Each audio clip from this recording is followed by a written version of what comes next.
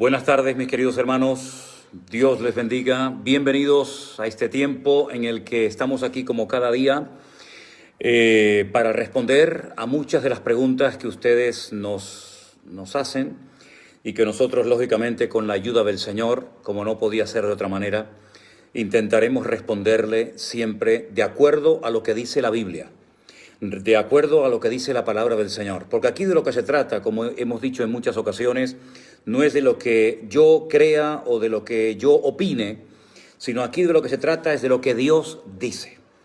Y para saber lo que Dios dice, tenemos la Biblia. Así es que vamos a intentar responder a las preguntas que ustedes nos han hecho con la Biblia en la mano. Y dejemos que sea el Señor el que aclare cualquier duda, el que muestre, el que ilumine el camino a seguir. Y si en algún momento estamos equivocados, si en algún momento estamos haciendo algo incorrecto y a la luz de las Sagradas Escrituras reconocemos que nos hemos equivocado, pues en humildad tendremos que pedir perdón y reconocer que no hemos hecho las cosas de acuerdo a la voluntad de Dios. Así es que la Biblia no es, como digo también en muchas ocasiones, un objeto decorativo.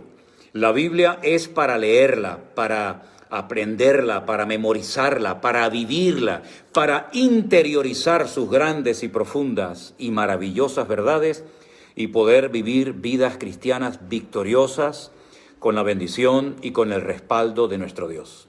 Pero como siempre, vamos a orar y poner este tiempo en las manos del Señor para que todo lo que hoy vamos a hablar y a decir pues sea de bendición y que el Señor se lleve toda la gloria y toda la honra. Solamente Él es digno de alabanza. Solamente Él es digno de todo honor. Así que pidamos la bendición del Señor en este momento.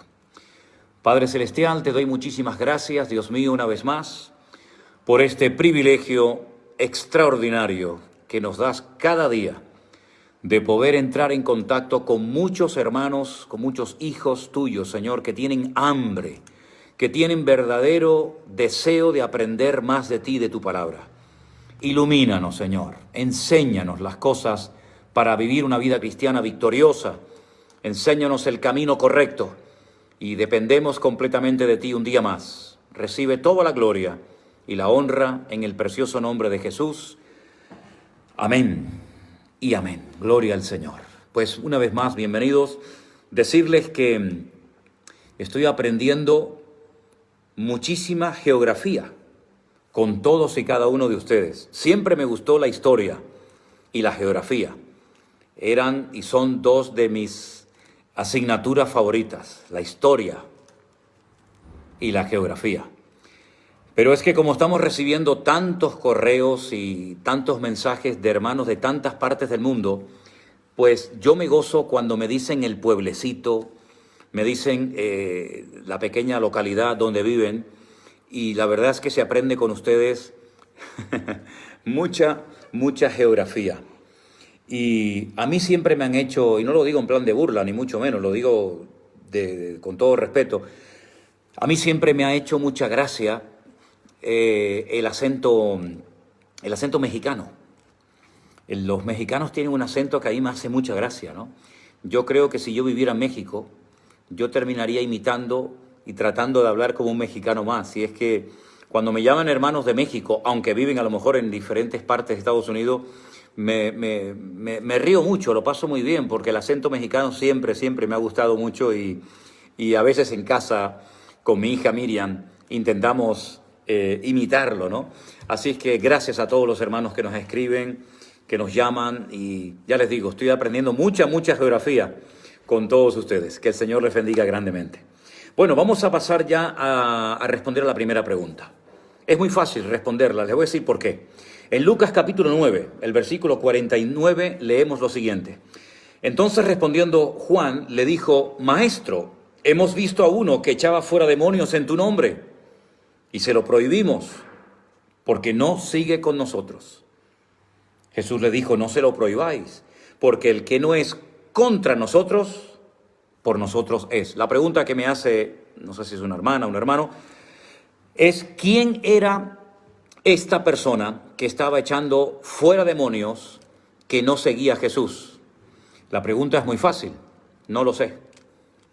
No lo sé no porque no lo haya leído en la Biblia, porque no lo haya estudiado, sino porque la Biblia no lo dice.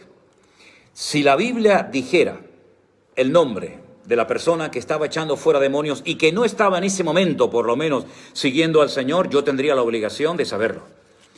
Pero como la Biblia no lo dice, no tengo ni la más remota idea quién podía ser esa persona que echaba fuera demonios y sin embargo no estaba en ese momento con el Señor Jesucristo. Lo que está claro es que el Señor Jesucristo le dijo a Juan y por consiguiente a todos los discípulos, no se lo prohíban. Si alguien está echando fuera demonios en mi nombre, no se lo prohíban, porque no está haciendo nada malo. Al fin y al cabo, está haciendo las cosas bien, aunque no esté de momento con nosotros. No sabemos si en el futuro esta persona se unió al grupo del Señor Jesucristo. Pero la pregunta, ¿quién era esta persona? La respuesta muy claramente, no lo sé, porque la Biblia no lo dice. Así que disculpe. Por otra parte, hay una gran diferencia entre lo que es pecar accidentalmente, sin querer, sin el deseo expreso de pecar, y otra cosa es practicar continua y permanentemente el pecado. Permítame leerles en 1 de Juan capítulo 3, los versículos 8 y 9, que dice así la palabra del Señor. El que practica el pecado, escuche bien, el que practica el pecado es del diablo, porque el diablo peca desde el principio. Para esto apareció el Hijo de Dios, para deshacer, desbaratar, como dice otra versión, las obras del diablo.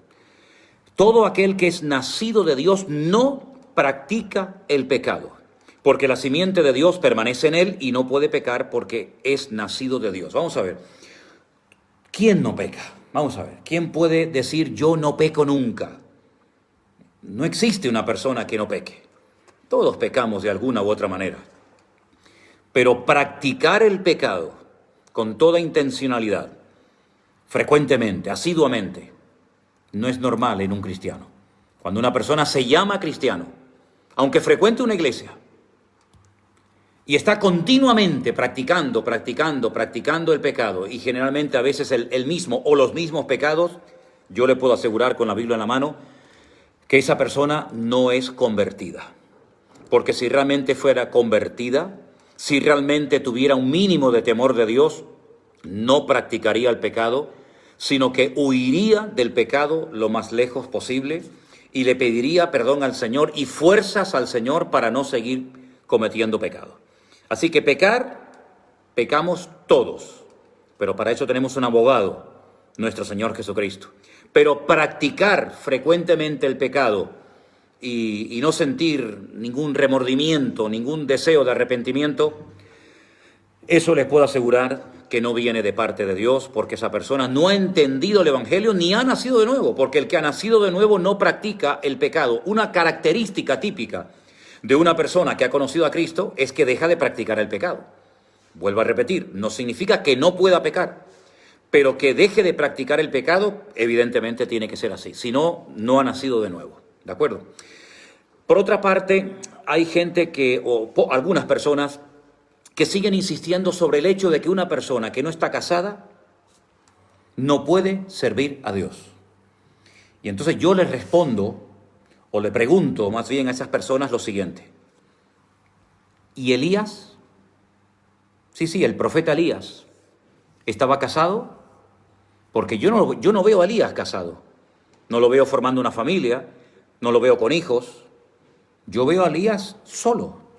Probablemente, si estuvo casado, no lo sé, pero la Biblia no dice que Elías estuviera casado. Y no me digan a mí que Elías no era un gran hombre de Dios, usado tremendamente por el Señor. ¿Quieren más ejemplos? Eliseo, el que ocupó el lugar del profeta Elías. ¿La Biblia dice que estaba casado? ¿La Biblia dice que tenía esposa, familia, hijos? No, ¿verdad? Juan el Bautista, aquel hombre que preparó el camino para la venida del Señor, que llegó a decir el Señor Jesucristo de él, de los nacidos de mujer no ha habido otro más grande que él. ¿Estaba casado Juan el Bautista? ¿Dónde dice la Biblia que estaba casado Juan el Bautista? Daniel, el profeta, muy bien.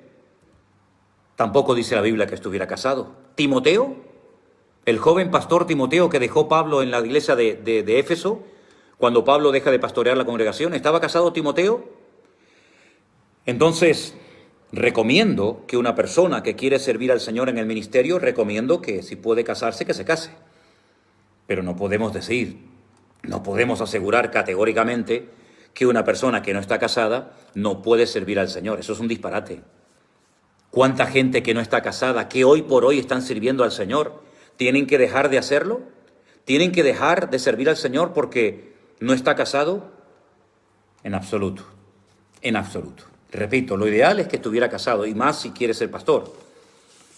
Pero entonces, por esta regla de 3, el pastor que queda viudo tendría que volver a casarse obligatoriamente para poder seguir siendo pastor. Vamos a ver, esto no queramos ir más allá de lo que dice la Biblia.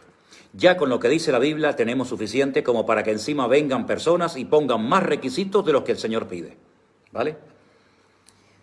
Otra pregunta que la gente me hace es, por ejemplo, basándonos en el Salmo 90, versículo 4, donde dice la palabra del Señor que 1000 años son como un día y un día son como 1000 años para el Señor.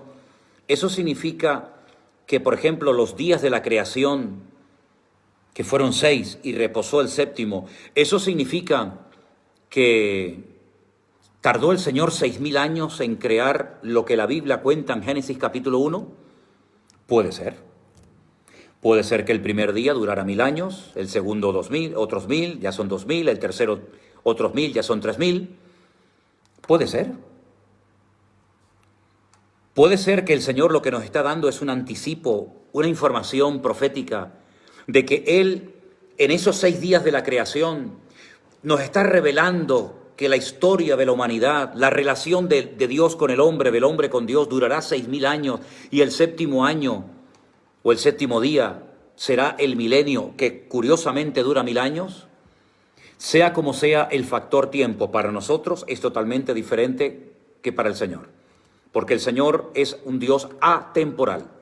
Se mete en el tiempo de los seres humanos para tratar con nosotros, pero Dios no lo limita ni el espacio ni el tiempo. Pero lo que sí dice la Biblia es que un día son como 1000 años para el Señor y viceversa, ¿de acuerdo? Por otra parte, hay gente que me pregunta, y esta pregunta ya me la han hecho varias veces, acerca de cambiar de iglesia.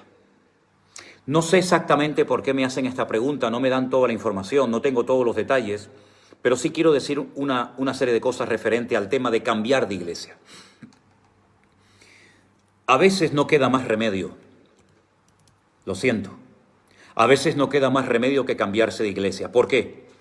Porque si en tu iglesia se están haciendo cosas que no tienen base bíblica, si en tu iglesia no se está enseñando la Biblia, es decir, una sana doctrina, si en tu iglesia se están practicando cosas que no glorifican a Dios, que levantan más bien al hombre que al Señor, ese es un motivo de peso para que usted diga, yo aquí no asisto más. Porque si usted sigue congregándose en una congregación donde se hacen cosas incorrectas, cosas que no son bíblicas, usted está siendo copartícipe de todo lo malo que ahí está sucediendo. Y para mí es un motivo más que suficiente para decir, se acabó. De aquí me voy ahora mismo con mi familia, porque en este lugar nos está predicando y practicando la palabra del Señor. Ahora, si usted se cambia de iglesia porque está buscando una iglesia perfecta, pues le aconsejo que no se mueva de la que está, porque iglesia perfecta no existe. Me hace mucha gracia, y digo esto con todo mi respeto, cuando mucha gente me escribe y me dicen, ¿cómo me gustaría a mí ser miembro del Centro Evangélico Vida Nueva? Una cosa es conocerme a mí a la distancia, conocerme aquí en estos programas de 1 hora, de 2 horas, y otra cosa es que yo fuera su pastor. Sería muy diferente, querido hermano y amigo, porque aquí somos tremendamente exigentes y aquí somos gente todoterreno.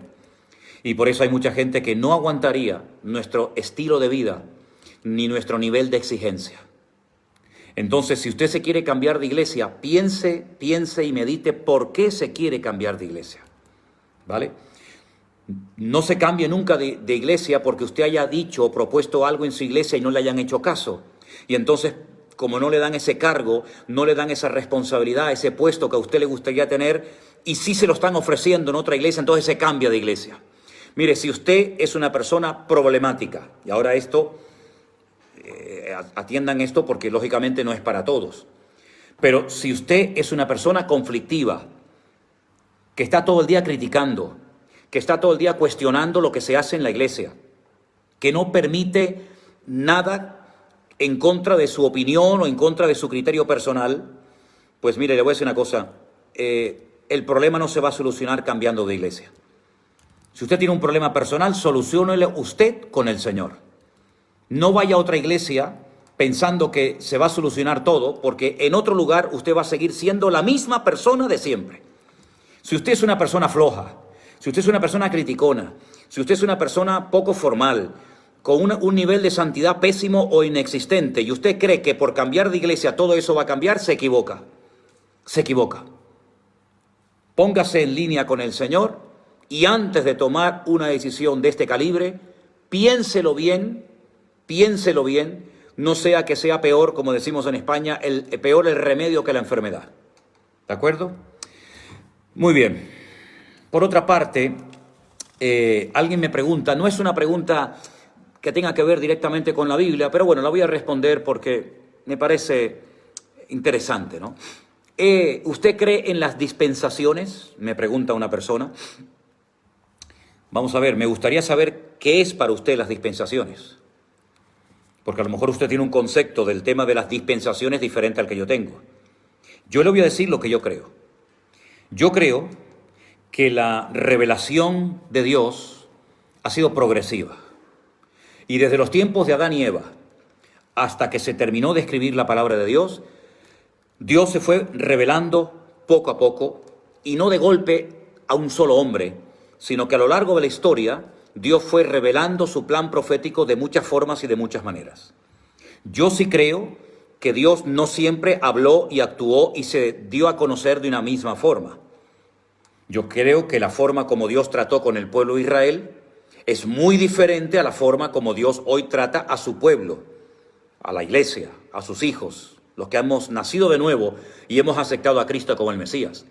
Yo creo que es muy diferente la época en la que Dios, la forma como trató a Adán y Eva, que la forma como trató, por ejemplo, con el patriarca Abraham. Si eso es creer en las dispensaciones, pues bueno, pues vale, de acuerdo, creo en eso. Lo que sí estoy plenamente convencido es que Dios no siempre actuó igual, no siempre se dio a conocer igual, y hay como etapas, ¿verdad? Hay como períodos claramente definidos en la historia bíblica.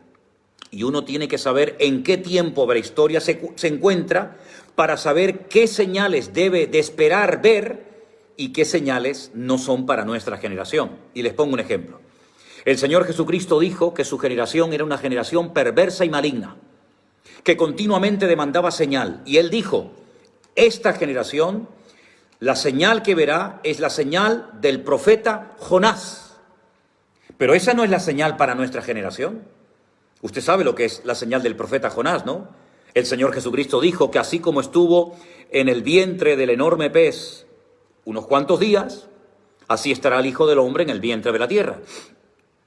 Es decir, habla de su muerte y de su posterior resurrección. Esa señal no es una señal para nosotros. Será una señal para los tiempos del Señor Jesucristo, ¿verdad? Las señales, las cosas que acontecieron en la generación de Noé, no tienen nada que ver con lo que a nosotros nos va a tocar ver, vivir y experimentar. Por lo tanto, sí es muy importante saber en qué periodo de la historia bíblica me encuentro, en qué momento del reloj profético de Dios me encuentro, para saber qué señales voy a ver o a experimentar y qué señales no tienen nada que ver con mi persona. Y esto me da pie para responder a una pregunta que veo que la están haciendo mucho. Y hace unos días escuché un vídeo de un hermano que lo admiro y lo respeto mucho, el pastor Alducín. dio una explicación muy buena, hablando acerca de la famosa vacuna, que si ya a continuación aprovechan y nos van a marcar con el 666, y dijo algo muy interesante. Nosotros ya estamos sellados por el Espíritu Santo de Dios en Cristo Jesús, Señor nuestro. Por lo tanto, cuando salga la vacuna, y yo estoy orando y confiando de que sea el Israel el que invente y saque la vacuna, para que todo el mundo sí o sí tenga que mirar a ese pequeño país que tanto han criticado, que tanto han cuestionado y que tanto, ¿verdad?, tantas mentiras se han dicho y escrito acerca de él. Yo oro al Señor cada día y les pido a vosotros, si amáis al pueblo de Israel como yo lo amo, que sea el pueblo de Israel, los científicos israelíes, los primeros que encuentren la vacuna contra el coronavirus, para que todo el mundo tenga que mirar a Israel, el pueblo, ese pequeño pueblo donde el Señor decidió desarrollar su ministerio extraordinario, ¿verdad? Pero no tenga miedo, porque primeramente vamos a ver, el anticristo no sella a la gente antes. El anticristo, perdonen, a veces se corta porque entran llamadas. El anticristo no sella, no marca a la gente antes de la gran tribulación. No ha empezado la gran tribulación, mis queridos hermanos. Repito, no ha empezado la gran tribulación. No estamos ni en el primer sello. Imagínense las trompetas y las copas. No ha empezado la gran tribulación. Y el sello, la marca de la bestia, el famoso 666, no se pone antes de la gran tribulación. Sí, si el mes que viene, si dentro de 6 semanas, que todavía no va a empezar la gran tribulación, saliera la vacuna, pues no tenga ningún problema, no le van a poner la marca de la bestia, en absoluto, no tenga temor con eso. Ahora, si usted tiene temor y no se quiere si usted no se quiere vacunar, no se vacune, no pasa nada, pero no mezclemos una cosa con otra. No mezclemos una cosa con otra, ni, por favor, estemos difundiendo miedo. Que he visto, me han llegado algunos vídeos, no suelo ver generalmente estas cosas, pero me mandaban el otro día unos videos de unas personas que se dedican a asustar a los cristianos. Y para mí no se puede asustar a los cristianos, ni se puede estar metiéndole miedo a los creyentes, porque no es bíblico, predicar y asustar a la gente. Eso no es correcto, eso es para manipular. Eso lo han hecho. Otras religiones a lo largo de la historia sí han tratado de asustar a la gente para tenerlos en el yugo, pero la Biblia no emplea el miedo. Los predicadores no tenemos que recurrir a la coacción para amedrentar a la gente. Así que no tenga miedo con el tema de la marca de la bestia y la vacuna del del coronavirus, porque no ha empezado la gran tribulación. Y cuando empiece la gran tribulación y pase un tiempo, es cuando la bestia, el anticristo, comenzará a vacunar a la gente, pero no antes. Así que, por favor, relájense y estén tranquilos en este sentido. Alguien me preguntaba algo muy interesante. ¿Cuál fue el error o qué hizo de malo? ¿Cuál fue el error, el pecado de David para que su hijo Absalón se le revelara? Yo creo que no es cuestión de culpar a David y de esa manera justificar la rebeldía de Absalón, porque la rebeldía nunca tiene justificación. La rebeldía es un pecado terrible delante de Dios. Miren ustedes en 1 de Samuel a qué se compara la rebeldía: con la adivinación, ¿vale? Por lo tanto, mis queridos hermanos, David no es que fuera un mal padre, tampoco fue un grandísimo padre, dicho sea de paso, ¿no? Pero no vamos a condenar a David para justificar a Absalón. Repito, no vamos a condenar a David, el amado, el querido, el ungido del Señor, para justificar a un hijo rebelde como fue Absalón, un niño malcriado, un niño que cuando no le daban el juguete era capaz hasta de matar a su propio padre. Entonces, Absalón fue un rebelde, David no fue un rebelde. David tendría defectos, como todos los seres humanos tenemos defectos. Y no hay padre perfecto. Yo no soy un padre perfecto. No existe padre perfecto, no existe marido perfecto, no existe esposa y madre perfecta, no existe pastor perfecto, no hay nadie perfecto más que uno, Dios. Y Absalón se rebeló contra su padre, incluso quiso matarlo porque era un rebelde. También tuvo otros hijos y no fueron tan rebeldes como Absalón. Así que es una tragedia tener un hijo rebelde, pero no vamos a estar buscando fallos en David para justificar la rebeldía de Absalón, porque Absalón era un rebelde por naturaleza y lamentablemente miren cómo terminó. Cómo terminan todos los rebeldes. Como terminan todos los que se rebelan contra la autoridad. En este caso es un botón de muestra, un ejemplo natural, pero todos los que se rebelan contra la autoridad suprema, que es la de Dios, van a terminar mal, porque Dios no va a bendecir al rebelde. Aunque tenga razón, humanamente hablando, para rebelarse, pero Dios honra al obediente, pero al desobediente y al rebelde lo mira de lejos. Siguiente pregunta. La Biblia dice que cuando los padres del Señor Jesucristo, José y María, fueron al templo, y menciona Lucas capítulo 2, versículo 22, dice que fueron para el tema de la purificación. La pregunta es la siguiente. Cuando se cumplieron los días de la purificación de ellos, ¿por qué tenían que purificar al Señor? Si era el Hijo de Dios, al Señor Jesucristo. Vamos a ver. Lucas 2:22 dice literalmente lo siguiente. Déjeme que lo lea, por favor. Cuando se cumplieron los días de la purificación de ellos conforme a la ley de Moisés, hay que leer dónde dice en la ley de Moisés el tema de la purificación, dice, le trajeron a Jerusalén para presentarle al Señor, no para purificarle. Los que tenían que purificarse en este caso era su madre, no al niño. Como está escrito en la ley, todo varón que abriere la matriz será llamado santo al Señor. Vamos a ver, había unos ritos, según la ley de Moisés, Éxodo capítulo 13, que se tenían que cumplir cuando una madre daba a luz un hijo o una hija. Sería muy bueno que usted leyera el pasaje de Éxodo capítulo 13 para que usted pueda comprobar, para que usted pueda ver qué es lo que tenía que hacer una madre, cuánto tiempo tenía que esperar para poder estar pura, ¿verdad? Y poder presentar a su hijo. Por lo tanto, no es que estuvieron al templo a purificar al niño, ni a bautizarlo, ni muchísimo menos. La que tenía que purificarse previamente, antes de ir al templo, era ella, la madre. Porque la Biblia no habla de que el padre tenía que purificarse, pero la madre sí.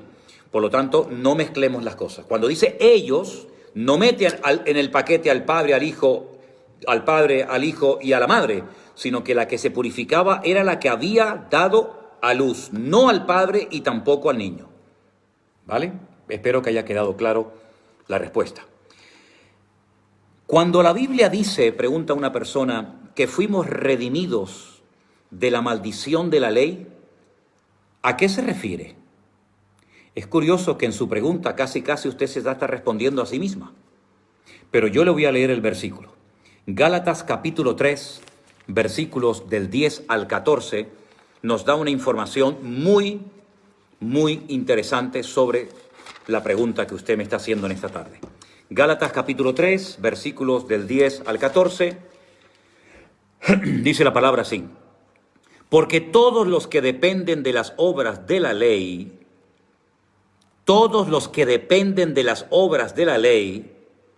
esto sería muy bueno que lo escucharan estas personas que hoy en día quieren vivir bajo la ley de Moisés, creyendo que ellos pueden cumplir con la ley de Moisés. Esto saben cómo se llama, o ignorancia o orgullo. Ignorancia porque nadie puede vivir según la ley de Moisés. Ni Moisés fue capaz de vivir según la ley. O es un acto de orgullo que la persona se cree capaz de poder cumplir 613 mandamientos de la Torá. En fin, pero sigo leyendo. Los que dependen de las obras de la ley están bajo maldición, pues escrito está, maldito todo aquel que no permaneciere en todas las cosas escritas en el libro de la ley para hacerlas. ¿Y que por la ley ninguno se va a justificar para con Dios es evidente, porque el justo por la fe vivirá. Y la ley dice, la ley no es de fe, sino que dice, el que hiciere estas cosas vivirá por ellas. Es decir, por una parte dice la ley, el que hiciere estas cosas, el que cumpliere los 613 mandamientos de la Torá, si las cumple, vivirá. Y por otra parte tenemos el versículo que acabo de leer que dice, el justo por la fe vivirá. Entonces, ¿en qué quedamos? ¿Es por la fe o es por las obras de la ley? Por las obras de la ley ya se demostró categóricamente que nadie puede ser justificado. ¿Por qué? Porque nadie puede cumplir la ley de Dios, porque la ley de Dios es perfecta y nosotros somos seres imperfectos. No hay pastor, no hay rabino, no hay apóstol, no hay profeta, no hay nadie, no hay ningún ser humano, ni lo habrá jamás, que sea capaz de cumplir con toda la ley que Dios le dio al pueblo de Israel. Nadie, nadie. Y encima, hoy en día, menos todavía. Porque hay cientos de mandamientos que no se pueden cumplir hoy en día, aunque usted quisiera cumplirlos, porque no existe el templo de Jerusalén. Y al no existir el templo de Jerusalén, no se dan las condiciones elementales, básicas e imprescindibles para poder cumplir con todos los mandamientos de la ley. Por lo tanto, no es que la ley sea maldita, ni mucho menos, jamás. Pero maldito, dice la Biblia, la ley dice, maldito todo aquel que no es capaz de permanecer en todas y en cada una de las palabras de la ley. Por lo tanto, los que quieren vivir bajo la ley, sin darse cuenta, por su ignorancia probablemente, están bajo maldición. Porque no se puede cumplir con la ley. No se puede. ¿Ustedes creen que por cumplir el Shabbat, por comer comida kosher, por poner una mezuzá en la puerta de la casa, por ponerte un talit katán o un talit gadol, por estar todo el día leyendo el sidur, haciendo shaharit, minjat o arbit, ya está, ya has cumplido? Es increíble cómo hay gente que cree que porque se saben 4 palabras en hebreo y leen el sidur, a lo mejor hasta en hebreo, etcétera, etcétera, ya han cumplido con toda la ley. Son ignorantes, son auténticos ignorantes. Personas que creen que por sí mismos pueden cumplir la ley y no la cumplió ni Moisés. Ahora, hubo un hombre que la cumplió. Hubo una persona que cumplió toda la ley. ¿Y saben quién fue? El Señor Jesucristo. El único que cumplió toda la ley de Dios, que es perfecta. ¿Y saben por qué la cumplió? Porque Él era perfecto, desde los pies hasta la cabeza. El único perfecto fue el Señor Jesucristo, Yeshua HaMashiach. El único perfecto, por lo tanto, era el único con la capacidad de poder cumplir una ley perfecta. Pero usted y yo, repito, por comer kosher, por no comer cerdo y comer solamente comida aprobadas por la Biblia, ya está todo listo.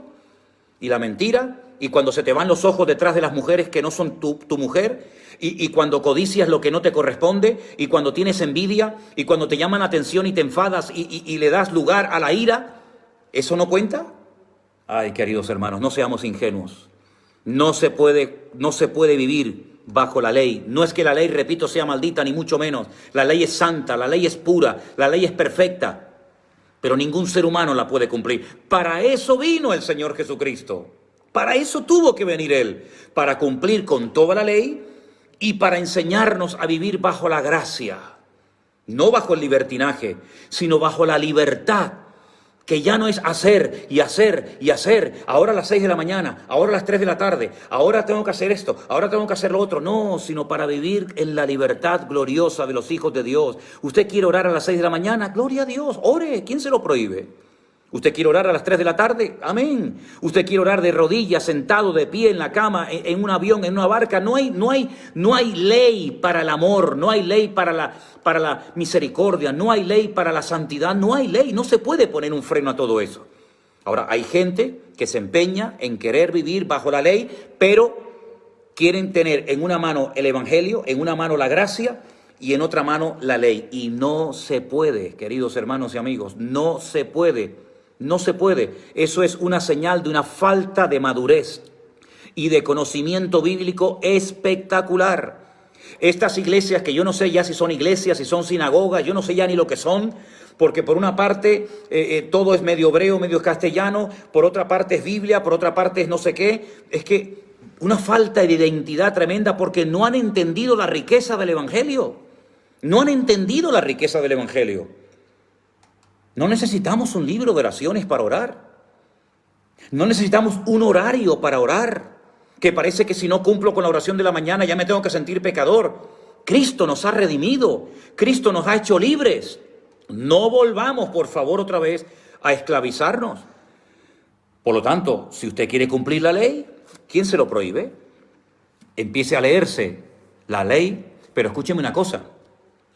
Sería muy bueno, usted como varón, que lo primero que tiene que hacer, si usted como hombre quiere cumplir la ley, es circuncidarse. Pero ojo, no ir al médico, al cirujano, a que le anestesia y le circuncide. No. Vaya a un moel, vaya a un rabino y dígale con la edad que tiene que le circuncide, pero en vivo. Y ya de ahí empezamos a hablar. Entonces, no seamos ridículos. No perdamos el tiempo tratando de justificarnos y condenando a los demás, porque como yo practico el Shabbat y ustedes no lo practican, yo soy más santo que ustedes. Eso se llama juzgar. Y eso sí que lo prohíbe la Biblia. Eso sí que lo prohíbe la palabra de Dios. No juzgar para que no seáis juzgados. Y no se olviden ustedes que estáis juzgando, los que viven bajo o pretenden vivir bajo la ley, están juzgando a los hijos de Dios.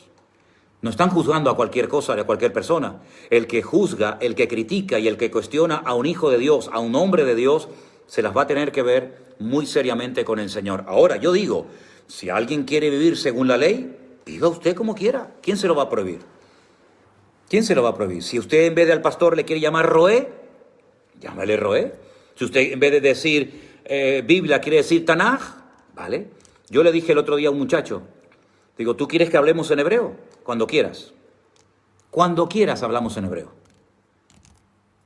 Pero aunque aprendiéramos a hablar hebreo 100% perfectamente, eso no sirve de nada si no tenemos a Cristo en el corazón. ¿Y saben lo que dijo Cristo? Haced todo lo que yo os mando. ¿Y dónde está todo lo que nos mandó el Señor? ¿Dónde está? ¿En la Torá? Si Cristo no estaba en la Torá, digamos físicamente. Si quieren vivir según la voluntad del Señor Jesucristo, tienen que leer Mateo, Marcos, Lucas y Juan. Y entonces van a descubrir qué es lo que el Señor pide que hagamos. ¿Saben lo que dijo el Señor?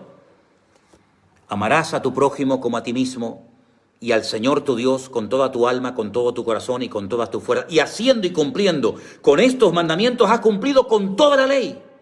Es decir, los 613 mandamientos de la Torá se cumplen amando a Dios con todo nuestro corazón, con toda nuestra alma, con todas nuestras fuerzas y a nuestro prójimo como a nosotros mismos. Mira qué fácil.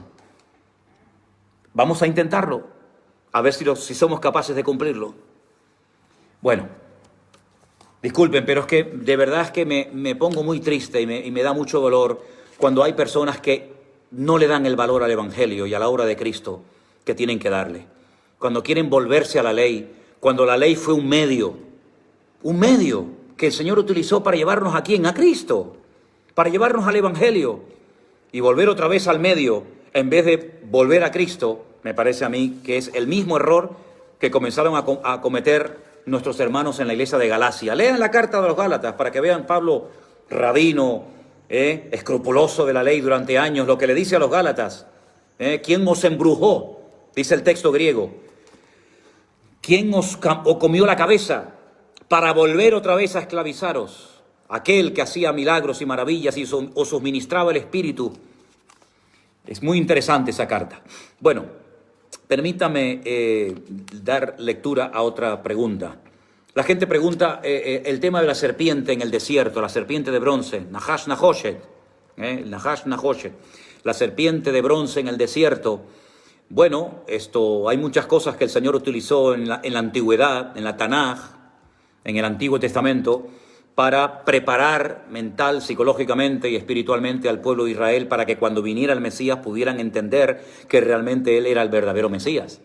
No es que la serpiente de bronce sanara, ni muchísimo menos, sino era simplemente como un tipo de que al mirar a Cristo hecho maldición por nosotros en la cruz, viviríamos. Él se hizo pobre, siendo rico, para enriquecernos a nosotros.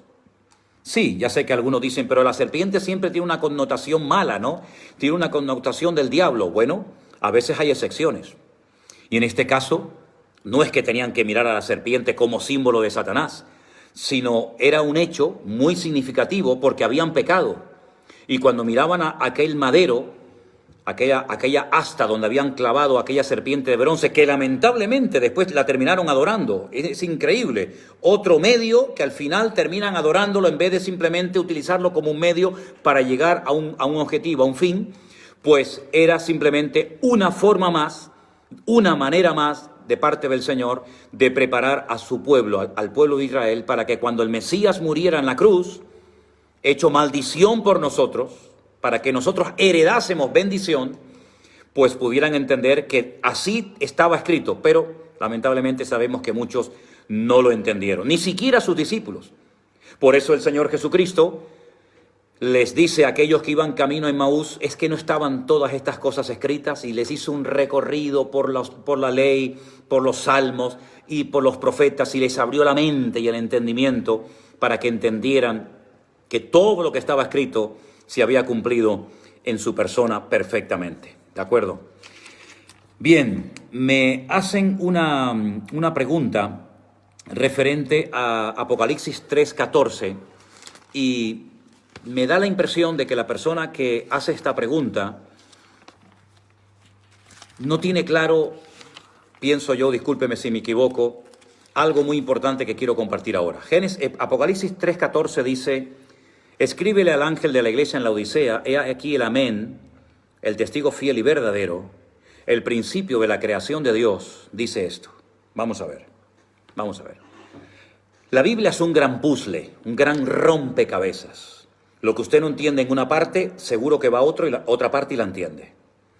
El Señor Jesucristo, y esto lo quiero dejar bien claro, no fue un ser creado por el Padre. El primero que dijo eso, el primero que se atrevió a decir esa barbaridad, esa herejía, fue Arrio. Los arrianos fueron los que siguieron en esa doctrina falsa y antibíblica. El Señor Jesucristo es eterno. En el principio era el Verbo, y el Verbo era Dios. Jesucristo no fue creado. Ya sé que un testigo de Jehová no cree en esto, pero los cristianos que tenemos la Biblia, no la Biblia amañada y tergiversada que han hecho ellos, sino la Biblia de toda la vida, nos enseña que el Señor Jesucristo formó parte activa en la creación y todo fue creado por Él y para Él. Es decir, para decirlo más claro y contundente, Jesucristo es Dios. Jesucristo es Dios. Es el Emmanuel, Dios con nosotros. El título, el principio de la creación, no está haciendo en absoluto referencia, como otros versículos que parece que lo dice, no está haciendo referencia al hecho de que el Señor Jesucristo fue creado por el Padre. Jesucristo no fue creado por nadie, Él es el creador. Así de contundente y así de claro. Y el que no crea esto, pues lo lamento por él, entonces usted cree en un Cristo, en un Mesías diferente al mío. Porque yo creo que mi Mesías, que mi Señor y Salvador, también era y es y será por la eternidad Dios, Señor de señores y Rey de reyes, digno de alabanza, digno de adoración, digno de honor. Y por eso en su nombre hay poder y autoridad, porque es el nombre sobre todo nombre. Así que el título, el principio de la creación, no tiene nada que ver con el hecho de que Él fue un ser creado. Satanás fue un ser creado y él lo sabe, pero el Señor Jesucristo no es ningún ser creado, ni un Dios inferior al Dios creador y diseñador del universo. No. Hay un solo Dios. Bien, y hay una pregunta que también hacía una persona referente a por qué en por qué en uno de los evangelios se dice que los valientes arrebatan el reino de los cielos, y que el reino de los cielos sufre violencia. Bueno, hay varias interpretaciones, hay varias opiniones según los comentarios que ustedes lean. Algunos dicen que los fariseos, que es los que yo digo que ni entraban ni dejaban entrar, eran los que siempre estaban poniéndole traspiés al reino de Dios, al evangelio, al avance del evangelio, ¿vale? Pero déjeme que le lea algo muy interesante referente a esto de que los valientes o los violentos, como dice otra versión, yo estoy más de acuerdo con la traducción de violentos que de valientes.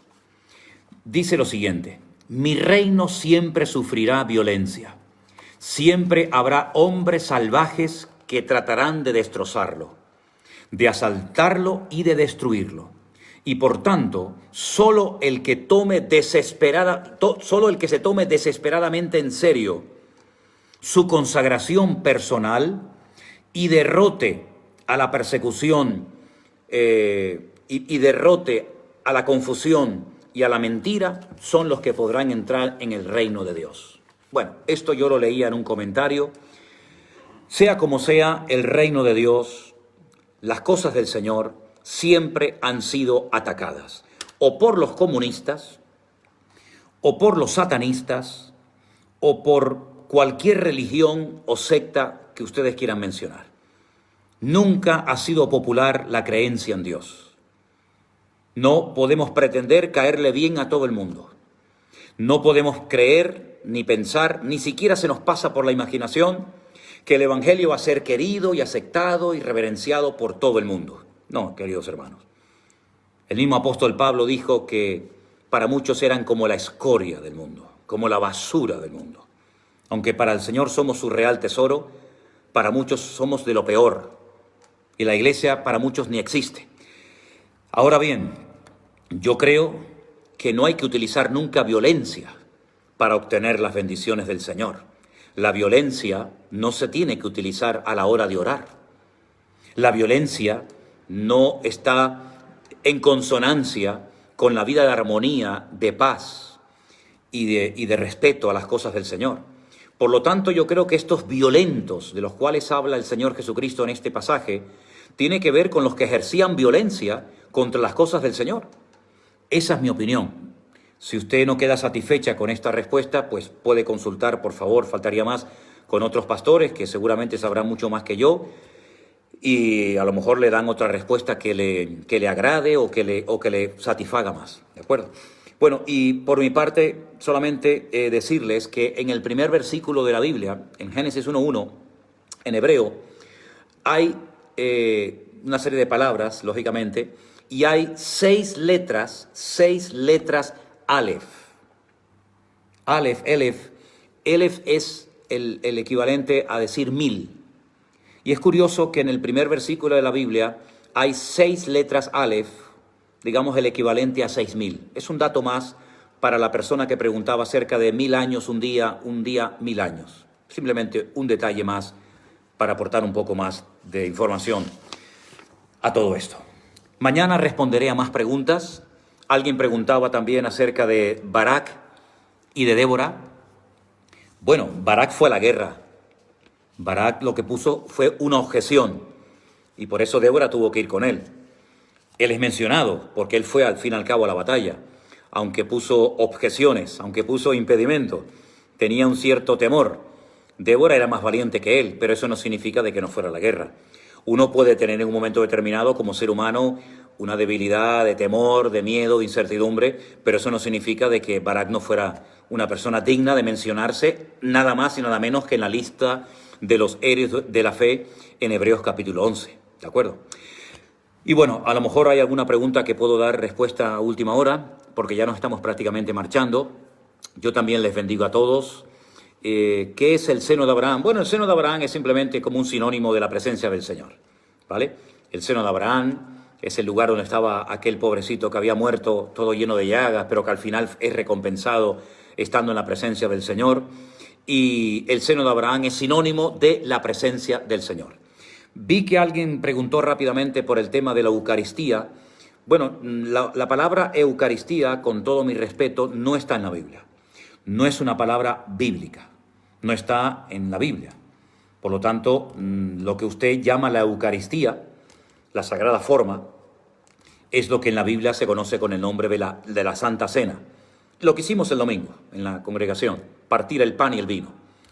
Yo me acuerdo cuando yo fui católico, cuando yo era católico y estudié en colegios religiosos, pues me daban lo que llamaban la hostia. Era un trocito de pan redondito. Nunca probé el vino. Creo que después en algunas iglesias católicas ya se le puede dar del cáliz a la persona que va, como se dice, a comulgar. Pero, ¿qué le puedo yo decir de la Eucaristía? Yo pienso que mejor esta pregunta se la debería hacer usted a un sacerdote. Yo no soy un sacerdote. Yo soy simplemente un cristiano de a pie, y de la Eucaristía le podría decir mi conocimiento cuando era católico, pero no tiene ninguna importancia. Yo pienso que lo que deberíamos de practicar hoy en día es lo que dijo el Señor. Haced esto en memoria de mí. Tomad y comed, porque esto es mi cuerpo que por vosotros es partido. Bebed de esta copa. Eso es lo que debemos de practicar. La Santa Cena, la comunión, el pacto, como lo llaman en algunos lugares. Bien. La mujer que ora o profetiza debe cubrirse el velo. La mujer que ora o profetiza, si no tiene pelo, la Biblia dice que se tiene que cubrir. Pero también dice la Biblia, en ese mismo capítulo, que la mujer se le ha dado el pelo en lugar del velo. Por lo tanto, si la mujer va a orar y tiene pelo, ¿para qué se va a cubrir? La mujer no tiene que cubrirse la cabeza, porque en lugar del velo se le dio a la mujer el cabello. Por lo tanto, si se le dio el cabello, ¿para qué quiere cubrirse?